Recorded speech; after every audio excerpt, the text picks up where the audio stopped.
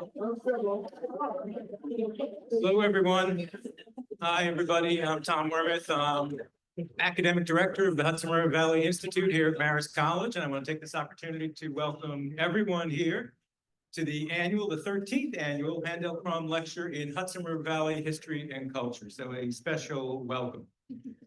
This evening, we're offering the event in a hybrid format. On the one hand, obviously not hybrid for us. We're all here in the theater, and the speaker will be in the theater as well. But we have about 150 folks that are watching it via Zoom, via a virtual. And they will be part of the interaction as well, because they will have opportunities to ask questions at the end of the lecture.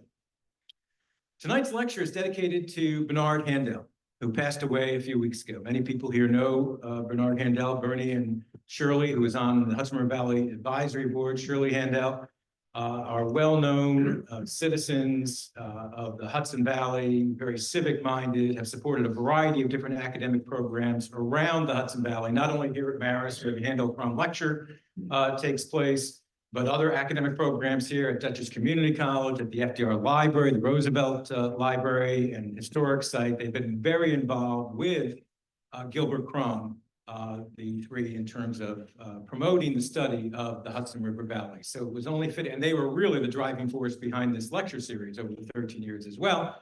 So it's only fitting that tonight's event is dedicated to Bernard Handel, who passed away just a few weeks ago.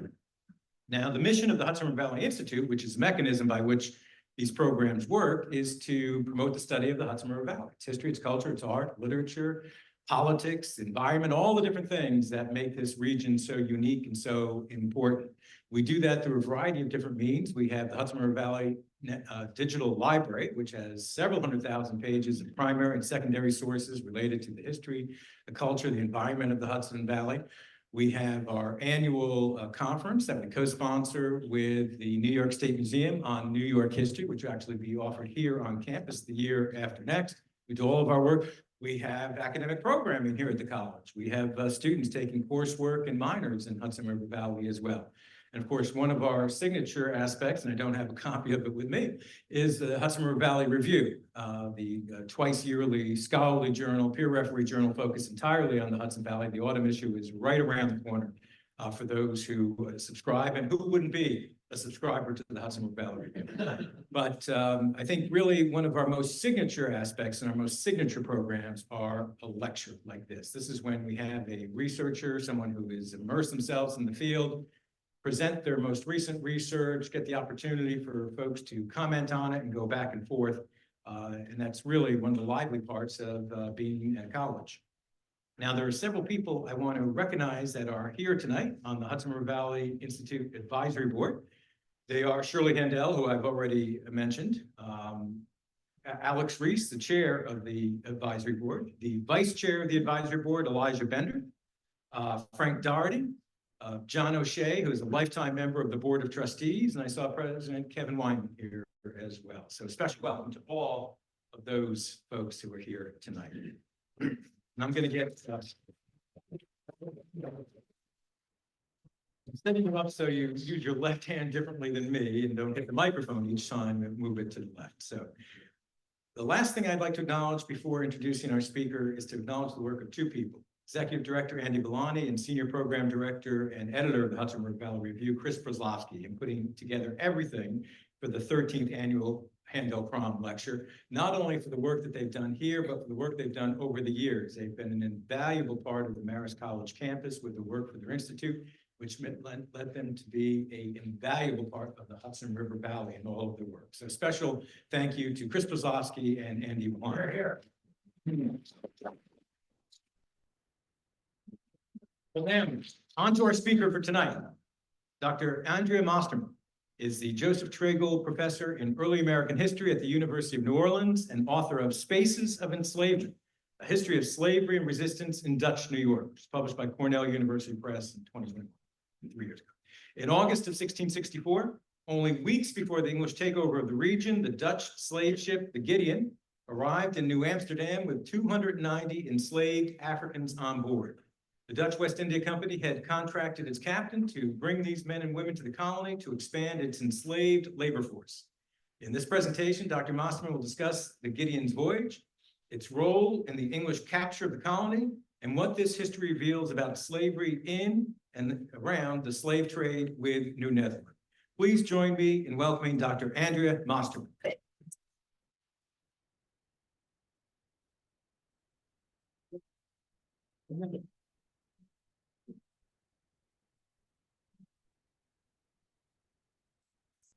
Thank you. Thank you so much. Thank you all so much for being here. For those of you on Zoom, thank you for zooming in, if you will. Many thanks, of course, to the Hudson. I'm honored to be here for this annual lecture. I look forward to sharing my work with you. Is everything okay? Is the microphone working okay? Okay. Louder. Closer to the mouth.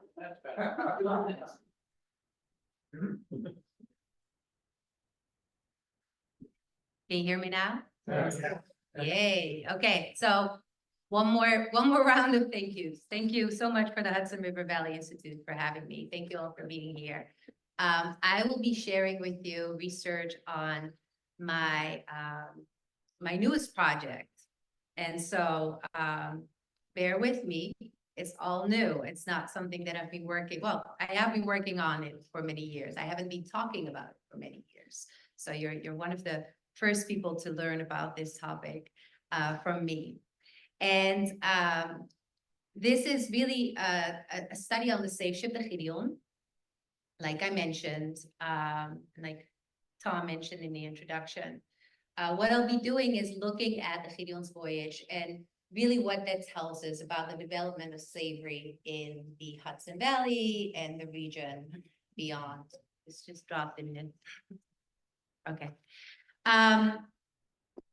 I'll be talking a lot about areas far removed from where we are now, but I promise you that they all impact this region and slavery in this region tremendously, and I'll point that out to you, of course. So the Gideon arrived in August of 1664 in the harbor of what was then New Amsterdam, now, of course, New York City. It had at that point 290 enslaved men and women on board. Many of them had passed away on the ship previously.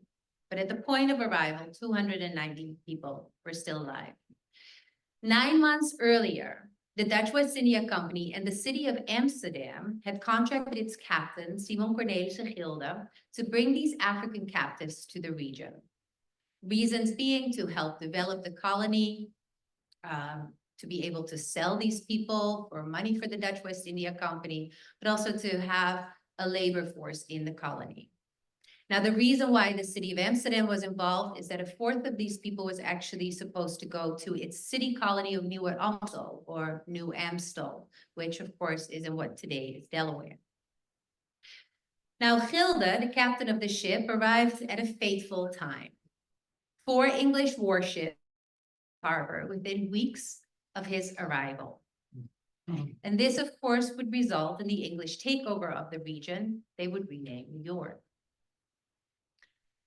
Now, the Gideon was, in some ways, directly involved in some of this. In fact, Simon Cornelissen Gilbert, upon return to the colony after the English had taken possession of the colony of New Netherlands, returned with the Gideon to the Netherlands, the Dutch Republic, actually carrying the soldiers that had been at the port of New Amsterdam, as well as the articles of capitulation.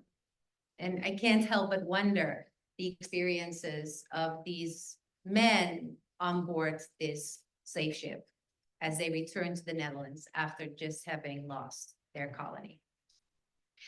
Now, the colony's Director General, Petrus Stuyvesant, actually later on claimed when he was asked to explain what had happened in this English takeover of this colony, he actually claimed that he was partly forced to surrender to the English because the men and the women on board the Gideon were in such poor health that he needed the provisions that he would have used for his troops. He needed those to feed these enslaved people for them to regain their health.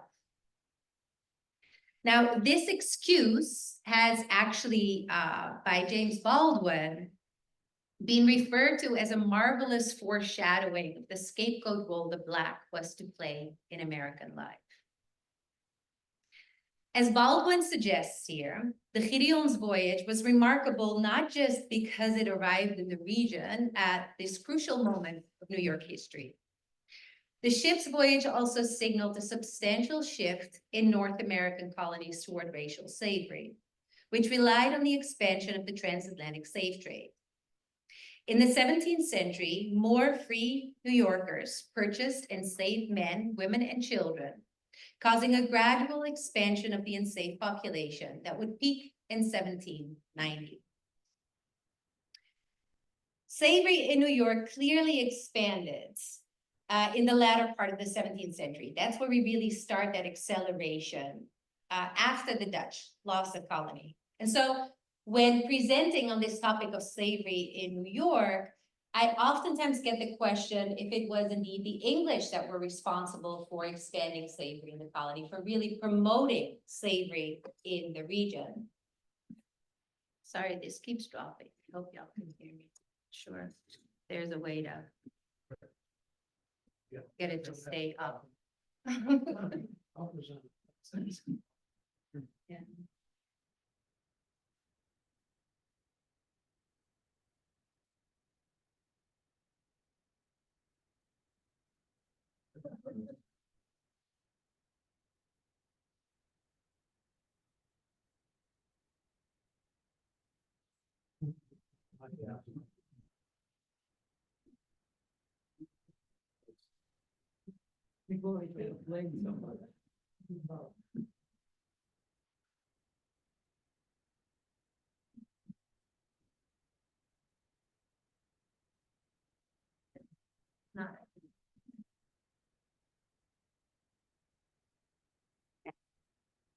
Sorry, is this okay? Yeah. Everyone can hear me? Okay, good.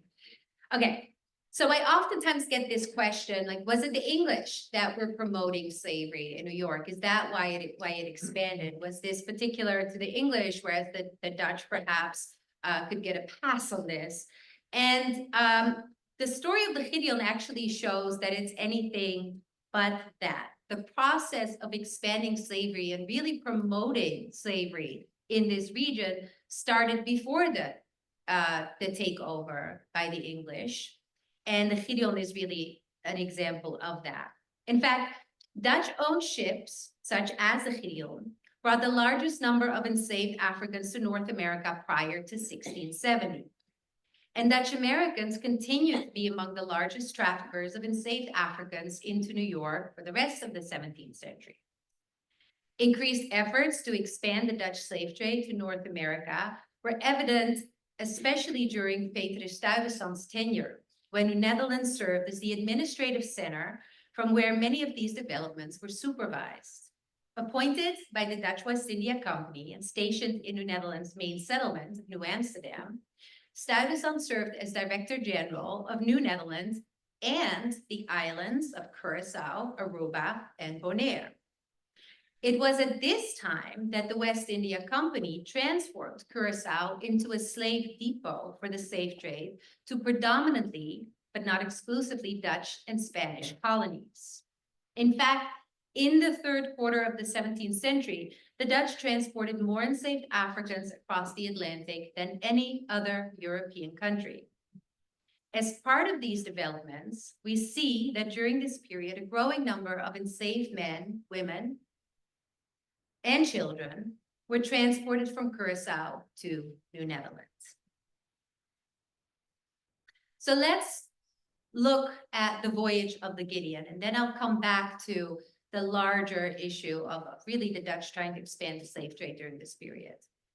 So the Gideon's voyage started in Amsterdam, and I should just note that Simon Cornelissen Gilbert, the captain of this ship, actually, this was not his first voyage as a captain of a slave ship. He had at this point already transported over 1,000 people across the Atlantic. On board the Gideon, he had also already brought enslaved people to New Netherlands on board the ship Vogelstruis. Now, this particular voyage started in Amsterdam at the office of the notary Hendrik Schaap. And Hendrik Schaap was a notary of the West India Company. His office was actually right around the corner of the West India Company house. And this is probably one of the reasons why he was considered to be one of the designated notaries for the West India Company. And so a lot of these records are in his records, a lot of these slaving voyages. It's at his office that Simon Cornelissen Gilbert and representatives of the West India Company determined what the voyage was going to look like, how many enslaved people he was supposed to transport across the Atlantic. They detailed things like that he needed hand and leg cuffs to force the enslaved people on board the ship. He was directed where to go, how many people he was supposed to transport. And it was detailed that 300 of these people were supposed to go to New Netherlands. So after these contracts and charters were finalized, he was able to start provisioning the ship. And as most ships would do at the time, he would travel to Texel, which is an island just off of the coast of the Netherlands. It's the island all the way on the left. And does it point over? Yeah. So it's this one right here. So Amsterdam would be here. So all these ships would go here via the Zuiderzee to Texel. They would wait here on the inside. And this is a picture of that area today. That's where they would be provisioned. That's where a lot of the people would be brought on board. And from there, they would then start their voyage south. They would get fresh water there. And that's where they would then go this way and then into the North Sea south. So Texel was really developing during this period as a big shipping port, if you will. From there, he traveled to Elmina, and this is in what today is Ghana. This was, at this point, the center of the Dutch, the place where the Dutch in Africa, Atlantic Africa, really the west coast of Africa, where they would go and get their directives on where they should go to get enslaved people. So it was kind of the headquarters of the West India Company. And at the moment of his arrival, Valkenburg, whom you see here on the portrait, was in charge of Elmina. And he gave the directions to Simon Cornelissen Gilbert on where he was supposed to get these enslaved people. Now, you can see how important this particular place was very important to the Dutch. And you can see this in part by this portrait of him actually has Elmina right there in the background. Also, there's an enslaved man in the background, which of course illustrates the significance of slavery and the slave trade for the Dutch in Elmina and the Dutch Atlantic world. This person also is wearing this really large golden necklace that actually signifies the amount of gold that initially this area was known as the Gold Coast because they were exporting a lot of gold from this area. That also has Fort Elmina actually on it. So if you zoom in, you can see that also on that. So he's holding that in his hand.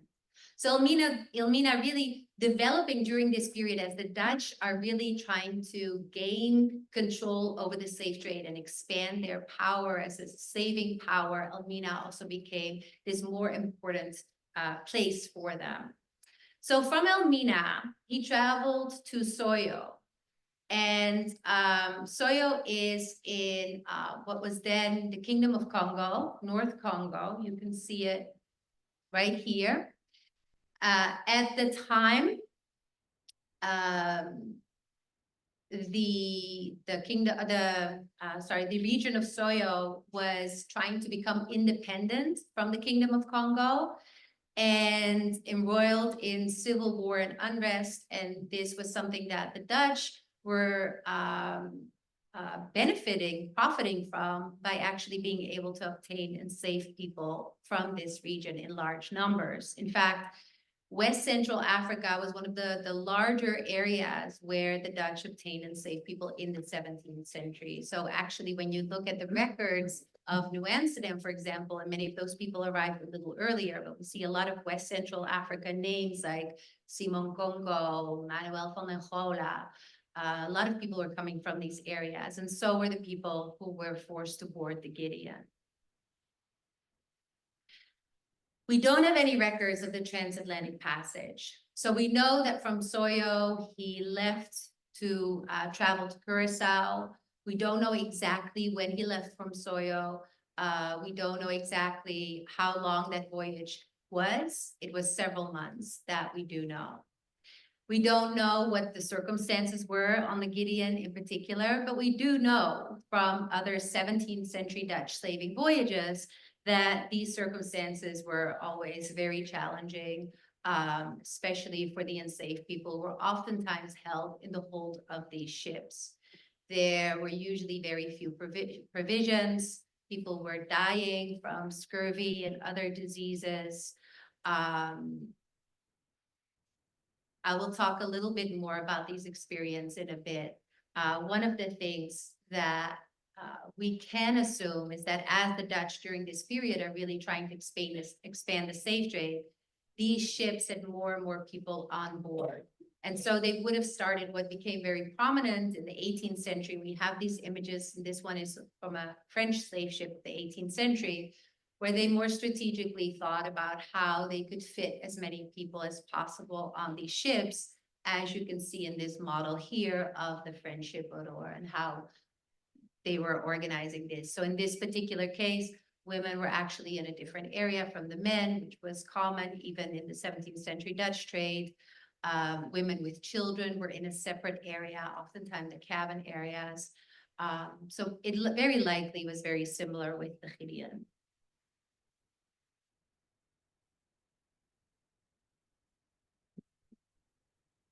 So from there, he arrives in Curacao. At that point, 348 people were still alive on board the ship. And it is in Curacao that some of these people were taken off the ship because they were so incredibly ill and weak. Now, here, it's important to kind of think about Curacao in this moment in time. So like I said, the Dutch are really trying to become this slaving power, if you will, like one of the major slavers and slave traders in the Atlantic world. And to be able to do so, they needed a base, and that base became Curacao. And the reason being that Curacao was really close to the Spanish mainland. So you can see here the location of Curacao, and this is the Spanish mainland. And what they were hoping to do in this moment in time is to actually access these slaving markets in these Spanish colonies. So the Spanish were not transporting enslaved people across the Atlantic. For the longest time, the Portuguese had been doing that for the Spanish. But at this moment in time, the Dutch see an opportunity as Portugal and Spain separate to take over that Spanish asiento, or to have at least access in some ways, whether it's through illicit trade or legal trade. So you see some references here to Beck, Matthias Beck, who was the vice director of Curacao at this point, where in 1657, he writes to Stuyvesant how there's this Biscayer. He never actually gives the name of this man, very likely because this was illegal, what they were plotting, but that he was in contact with this Biscayer, and this man wanted to purchase several enslaved Africans, like a large number, like hundreds of enslaved Africans from the Dutch in Curaçao. And so Matthias Beck was really, like trying to figure out how he could do that. We see that by 1662, the Dutch actually officially got this contract with these merchants, these Genoese merchants who at that point held the Spanish Asiento, that the West India Company had this contract that they would provide several thousands of enslaved Africans to these Genoese merchants who would then sell them in the Spanish colonies. So the Dutch are really like trying to establish themselves as these main traders of human beings in the Caribbean, using Curaçao as a slave depot. And what that means when I say slave depot is that people would be transported to Curaçao, taken off the ship there. They would brought into these slaving pens, and there they would be checked to see if they were healthy enough to transport to other regions. And here I briefly want to just point again to how prevalent this trade really was. You can see here the voyages, the number of voyages that originated in the Netherlands from 1654 to 1664, so 1 decade. And the total number of people transported were over 30,000 people. And there were 93 voyages in total. And these are the recorded voyages. So there's very likely more, but we just don't know about them. Of those voyages, you can see here this 2-year time period that actually over 2,000 enslaved Africans in a period of 2 years disembarked in Curaçao. So Curaçao really becomes this important depot, this transshipment point, if you will, for enslaved Africans in the Caribbean, not just for the Dutch, but for other Europeans as well, who are in that region and relying increasingly on the labor of enslaved people. And it's during Stuyvesant's period as director, who directly is in charge of Curaçao, that they're really trying to develop this. In fact, Matthias Beck and Stuyvesant actually knew each other from when they both served in Brazil, when Brazil was a Dutch colony for a brief period. So they actually already had a relationship, and together they worked very hard to increase the Dutch slave trade, to really turn human trafficking into a profitable business. And we don't know, again, what the conditions were of the people on board the Gideon. Well, we know their conditions, but we don't really know, what it looked like in Curaçao at the moment of disembarkment from that ship. In fact, we have very few images of the Dutch slave trade during this period. This is a rare exception to that. This is an image from Recife, Pernambuco, I'm sorry, when it was the Dutch colony of New Holland. And you can see here enslaved people in the streets, ready to be sold, checked in this particular case. Most of them naked, as enslaved people on these ships oftentimes would have been, and at these markets. So it's a rare kind of glimpse into what the Dutch slave trade in the 17th century looked like. So in Curaçao, there would be these slave pens. So these ships, they would arrive in Curaçao from Africa. You can imagine after months on these slave ships, oftentimes chained for extended periods, that a lot of the people, those who did in fact survive that voyage, would have been very ill and weak. And so oftentimes what happened is that people would be taken off these ships, brought to these slave pens or seasoning camps, as they're sometimes referred to. There they would be checked for diseases, for age, and then from there, if they were healthy enough, they would be sold and shipped to other colonies. Now, the Spanish were very particular about the people that they wanted to purchase.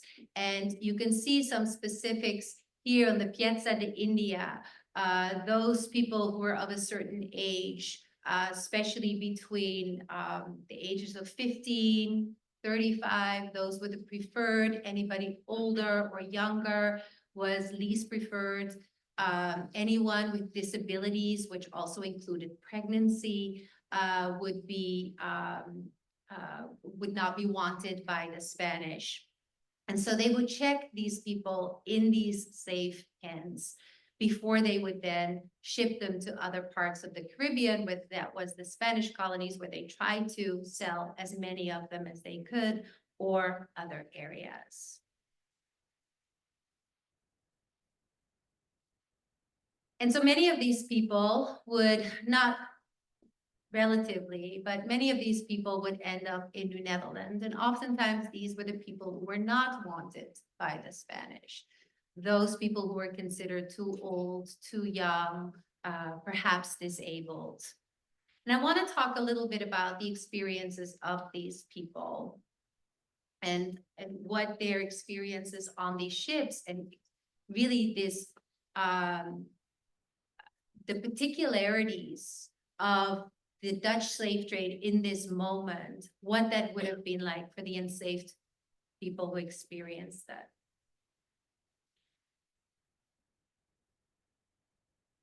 So first of all, they would have been transported on several ships and be passed on by various merchants before they reached a final destination.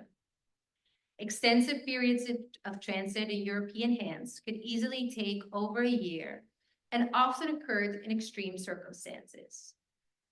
These many passages took an extreme toll, not just on their physical, but also on their emotional health. The men and women who arrived in the harbor of New Amsterdam on board the Gideon on a hot August day were tired and weak. They had survived many months of enslavement and forced transportation. Some of them had been forced on board in Curacao 2 months earlier. Others had been held captive on the ship since it left the coasts of West Central Africa in early 1664. They had been shackled, underfed, and forced in dark, crowded, unsanitary hold of the ship. As Stuyvesant later pointed out to the directors in Amsterdam, many of these men and women were not only older than 36 years old, they were generally, as he said, a very poor lot. So poor, these are his words, do we believe, that we fear that most of them will remain on our hands or must be let go at a very low figure. Now, although their physical and mental trauma should have been evident to anyone who saw them, the Dutch merchants and administrators described these men and women and their poor health only as a burden, a loss to the company. When the Gideon arrived in Curacao in June of 1664, many of the people on board had already suffered from scurvy. Food rich with vitamin C must have been scarce during the voyage from Soyo to the Dutch Caribbean, and the African captives received especially scant rations of such food, which left many of them ill. Early signs of scurvy would have been nausea, sore joints, swelling, fever, and diarrhea. Some of them may have lost teeth or have had trouble breathing before they lost consciousness. For those who didn't survive, they would have taken their last breaths shackled in the hold of the ship. We will never know what those final moments were like for the 73 men and women who lost their lives on board the Gideon. Their bodies were thrown overboard, making the Atlantic Ocean their final resting place. Now, those who survived the Atlantic Passage were in very poor health when they finally arrived in Curacao. Here, those too weak to survive the passage to New Netherlands were taken off the ships and transported to one of the island's seasoning camps. There, they would have remained until they had recovered enough to be sold and shipped elsewhere. Yet many enslaved Africans who arrived at these camps died within weeks upon arrival. The conditions on board the slave ships that brought them there had destroyed their bodies beyond repair. Now, Vice Director Beck supplemented the men and women who had remained on board the Gideon because they were not considered healthy enough to survive the passage to New Netherlands, with others who had arrived in Curacao previously. In total, then, 300 men and women would be transported from Curacao to New Netherlands on board the Gideon. And for many of them, the journey would not end in New Amsterdam. And I'll get back to that in a minute. Now, other Africans who arrived in Curacao would similarly experience such multiple passages. Several years before the Gideon's arrival, 4 West African children, 1 girl and 3 boys, entered New Amsterdam's harbor on board the ship Sverremundi.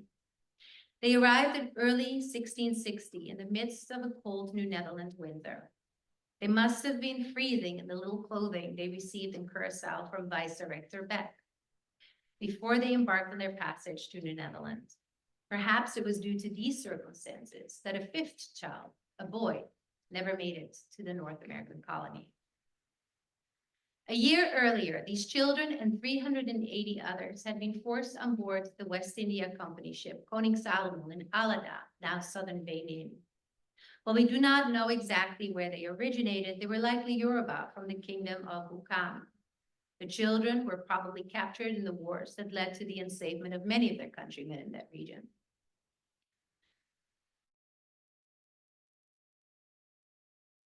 Salomon, 331 survived the 5 months long journey to Curacao. Upon arrival, these men, women, and children were taken off the ship and brought to these same seasoning camps or holding pens. There, they were checked for their age and their health. During these inspections, Beck selected 300 of them to be transported to the Spanish slave markets. These must have been the healthy adult men and women who would count as a full Piazza de India. Men and women between 15 and 36 years old who had no health problems or disabilities. Now, those who were too old, young, or weak, the so-called manqueron, would remain in Curacao, be sold as contraband, or be sent to New Netherlands. Because of their young age, the 5 children who had arrived in Curacao on board the Koning Salomon were shipped to New Netherlands in August of 1659. They were too young to be considered valuable in the Spanish markets. Many months after they were forcefully taken from their homelands, they were now torn away from any loved ones or caretakers who had survived the voyage on board the Koning Salomon and the month-long stay in the seasoning camps of Curacao. The company seal burned into their skin. They were shipped to the North American colony. You can actually see the reference right here where it says that they were burned with this annexed mark, and the mark is right there. The months-long voyage from Curacao to New Netherlands must have been harrowing for the children. There were no enslaved adults on the ship to care for them. They must have been lonely, scared, and cold as the cooler fall weather permeated the ship's hold. The death of one of the boys would have been traumatizing, as they had to say goodbye to yet another countryman or brother. When they finally arrived in New Amsterdam, they found themselves in a strange world, without kin and where few spoke their language or shared their customs. Whereas the children on the Sverremundi were sent to New Netherlands likely because they were too young. In many cases, we see people who were considered too old for the Spanish market who were sent to New Netherlands, as was the case on the ship the Mus.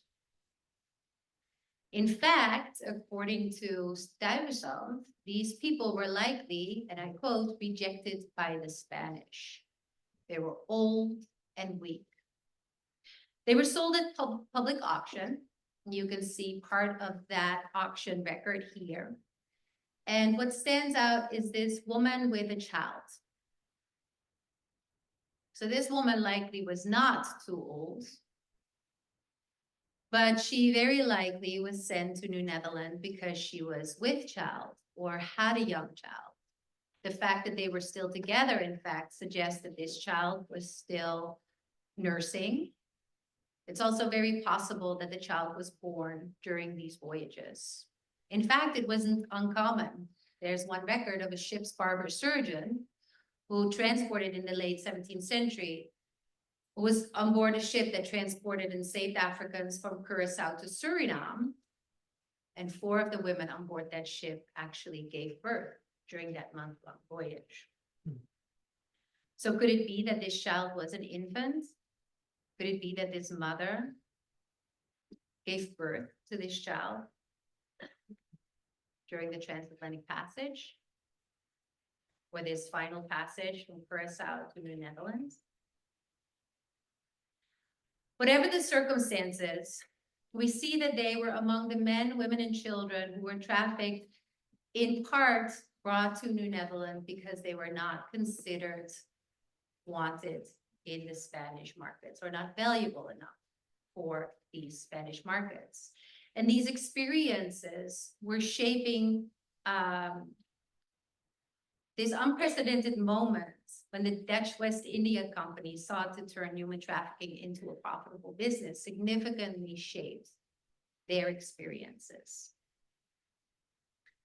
So I want to return to the Gideon. Because one question that remains is what happens to the people on board that ship once they arrived in New Amsterdam? And much of that remains unknown. This is the bill of lading. In Curaçao, 300 people were brought on board the ship, 290 of them survived. We know that a fourth of them were intended to go to the New Amstel colony. 55 to 60 actually were forced to walk to Delaware from New Amsterdam.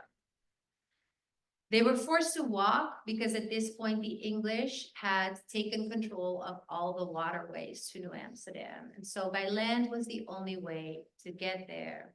And this voyage, as you can see here, was described by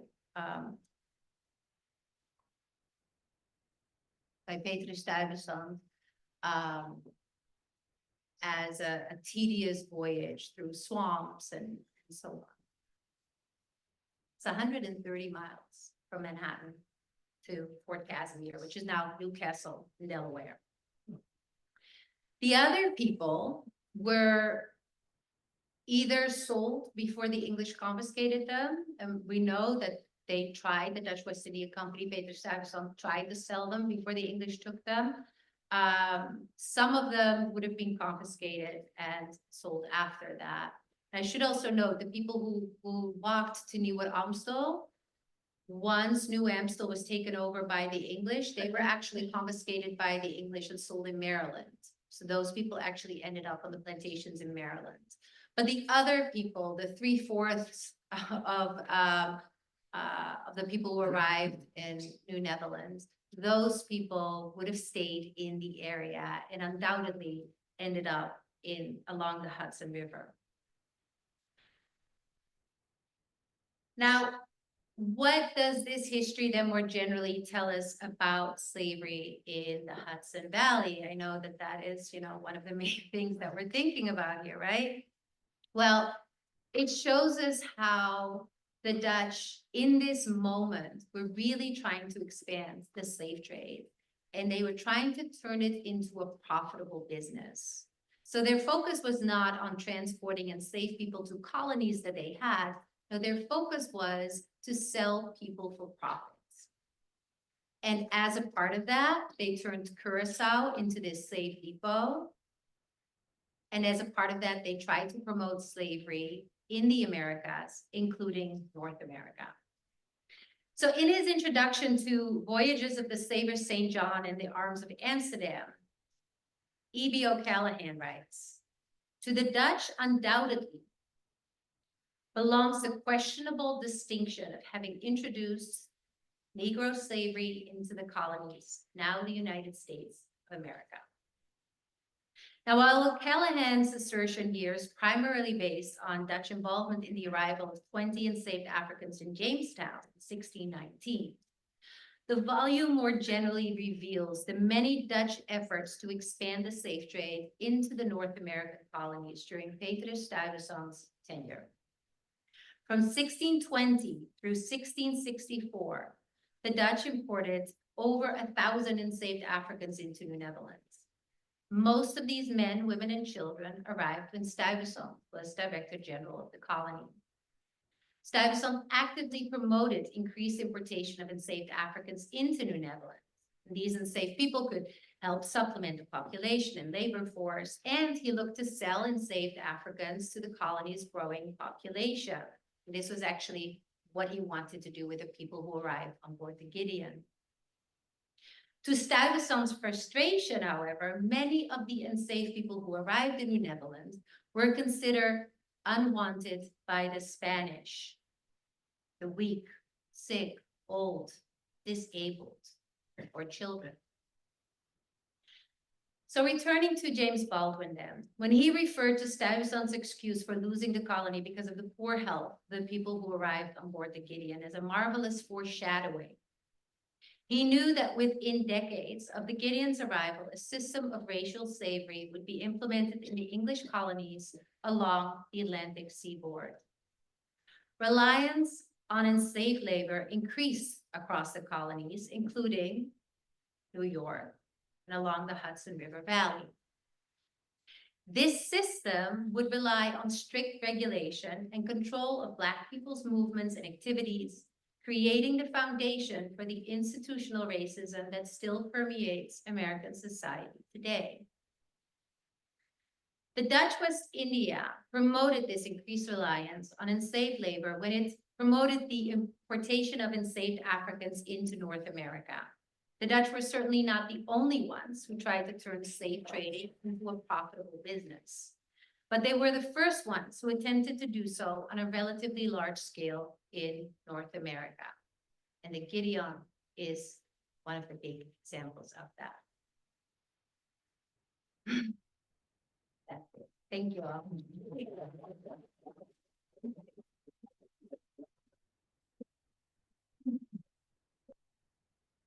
Look, we got a few minutes. Okay. If there are, Dr. Mosterman has agreed to take some questions. Raise your hand, turn the microphone.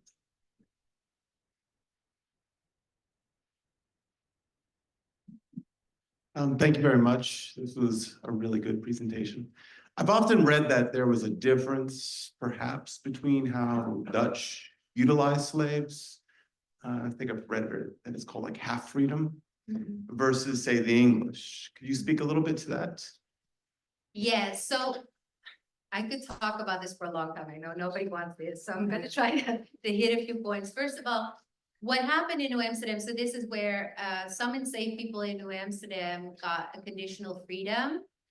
Conditions vary. The most famous one is where a group of 11 men and their wives got this freedom under the conditions that they would provide service to the company each year, that they would pay a fee each year, a contribution, and their children, including those who had not yet been born, would remain in some form of bondage.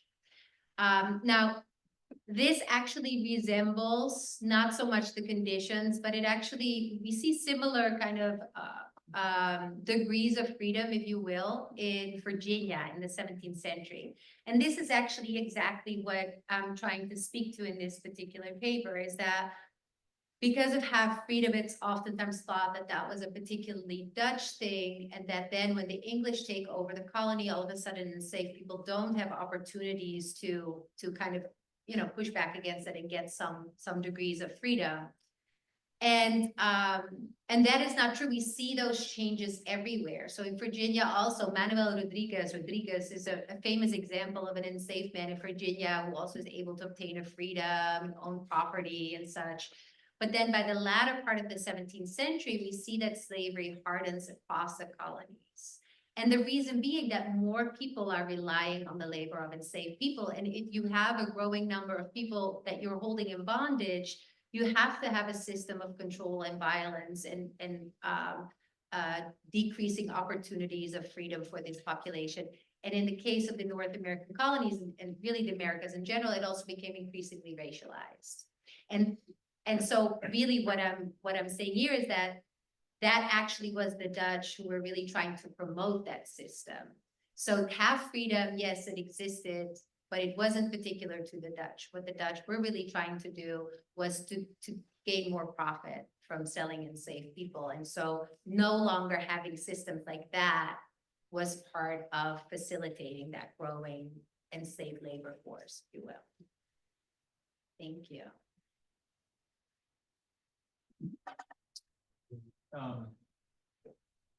Microphone is on its way.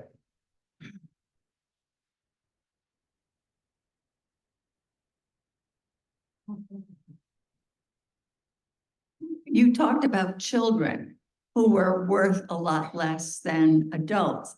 But it seems to me, in many ways, children grow up, they marry, or they don't marry, they have children. And so in many ways, that seems a little counterproductive. So it really depends, and it's awful to talk about this in these terms, but we see, for example, a lot of enslaved children were brought to Massachusetts, where enslaved children were considered valuable because a lot of the enslaved people were there for domestic labor. And so it was considered that they, you know, would be brought up in your family, they would be more accustomed to the way you do things. And so that was preferable to perhaps, you know, a full-grown woman or man to have as a work in domestics. So in some cases, yes.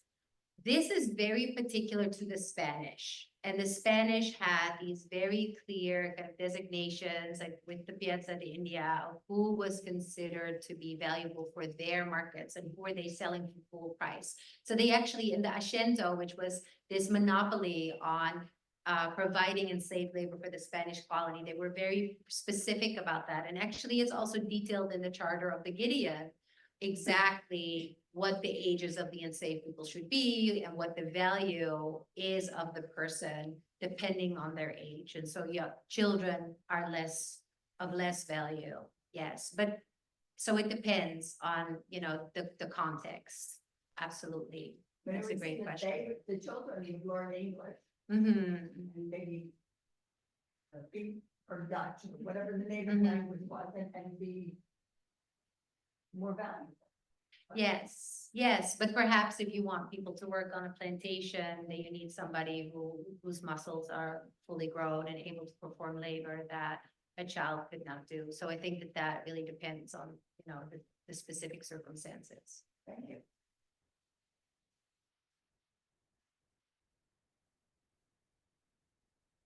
I noticed there was a reference to the Yoruba people in your presentation in one of the slides. And of course, that is a very large tribe of people in Nigeria and Benin today. My question is, at this time, was there slavery already there? And was that part of the structure of that society?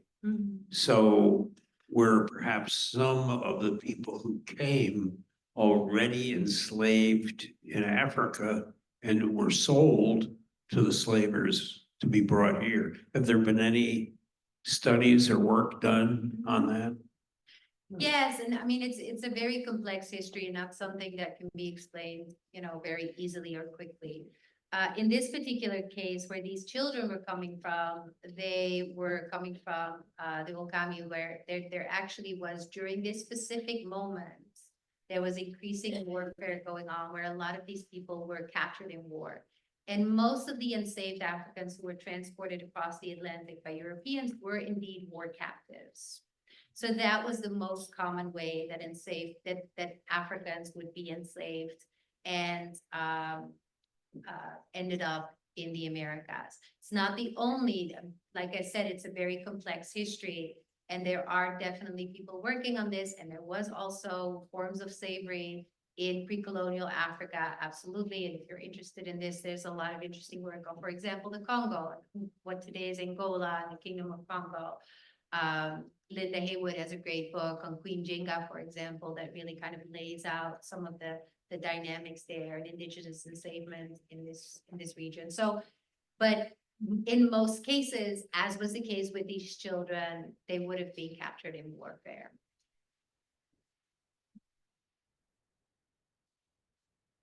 Hi, Dr. Mosterman, this was a great presentation. I'm always struck that we always call it erased history, but then we have James Baldwin talking about it in the 1960s. We, you know, somebody always knew this history. Can you talk to, and I can appreciate how difficult it is to find the names of people or people's stories after an event like being on the Gideon. Can you speak to, do you find any stories of people once they came to New Netherlands from the ship? Do you have stories or rumors or scraps of information of what happens to these 300 or so individuals? Yeah, so, some of this really is not yet clear to me, what happens to the people aboard the Gideon. Like it kind of, the trail kind of ends at that moment of, surrender, except for those people that are brought to New Amstel, because we know that they were captured. There's records of the English actually, saying the number of enslaved Africans that they were capturing and what they did with them. So there we have more specifics. I do think it might be possible. It's always very difficult, though, to really trace the history of enslaved people if they're not named. And sadly, they're oftentimes not named. They're referred to only, as we saw in these records.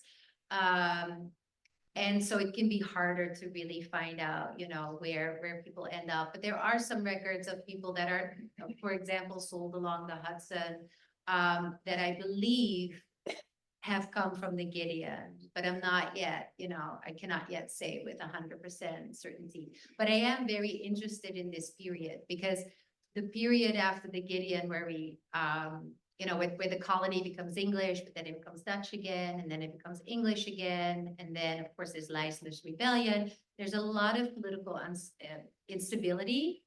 And that also significantly affects the enslaved people, and they're oftentimes confiscated or sold, resold. There's a really interesting record actually from an enslaved man and woman who end up through some of this confiscation and reselling at Huguenot Street in that area. And then they run away to where they previously enslaved, probably because they have family and friends there. So it's a really interesting period in kind of trying to figure out what all that means for enslaved people in New York. But to be able to trace specifically what happens to people who are coming from the Gideon is challenging. I'm trying though, so hopefully at some point I'll be able to tell you more, but not at this point, not yet, in any case. I have two unrelated questions. One is, what made the Gideon, as you call it, the last slave ship? Was there a political or a war that event happened? And the other is, I noticed one of the towns in your text was called Pernambuco, which we know is a rare wood used for violin bows. Was there other imports besides slaves that this company was engaged with? Oh, yeah. So to your first question, I call it the last slave ship in New Amsterdam because, of course, after that, it becomes New York City. It's not the last slave ship coming into the harbor there. Absolutely not. But it's, because it's just before the English take over of the region. And so the city is no longer New Amsterdam. As to the second question, so the Pernambuco, that's when Brazil was a Dutch colony. It was until 1654. It was a Dutch colony, the most northern part of Brazil. And that's where that image is from. And so, yes, as to the second part of the question, the Dutch West India Company was importing a lot of different goods into New Netherlands. Absolutely. And when you see the ships so the Gideon was the first Dutch West India Company ship to really be a dedicated slave ship coming into New Amsterdam. All those other ships had enslaved people on board, but they would be smaller numbers, except for Witte Paard, that was not a Dutch West India Company ship. So all the other ones would transport various goods from Curaçao to New Netherlands. On board, they would also have enslaved people with smaller numbers. And that's how this intercolonial trade oftentimes happens. But again, that really changes with the Gideon, and the Gideon is kind of the first one. And that's why there's very few ships coming into North America that actually have hundreds of people on board the ship. And I believe that I know most of them are Dutch, if not all of them. So it's really unusual to have a ship that only, that really is dedicated to carry and save people into or North America in general during this period. I think we may stop there. There's not another general question. Want to thank Dr. Mosterman for her presentation here today.